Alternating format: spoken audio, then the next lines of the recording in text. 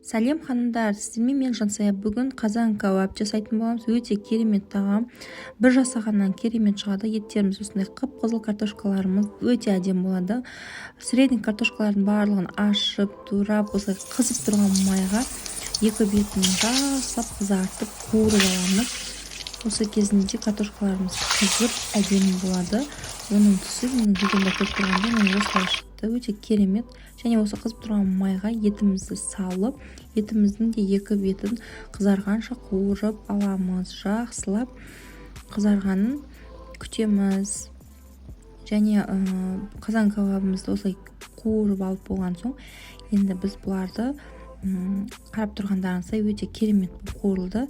Енді қазанымызға жарты шөміш май құйып, қайтадан осы еттеріміздің барлығын саламыз.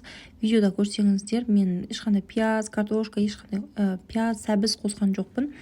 Осы кезде тұз бұрышымызды саламыз. Тек қана ет пен картошка ғана мен жасадым. Өте керемет шығады. Жасап көріңіздер. Осы картошкаларымыз үстінен теріп салып, үстіне бір стакан суымызды құйып, бір сағатқа қазанымызды бұқтырып қоямыз. Жасап көріңіздер, арнама тіркеліп пікір білдіріңіз.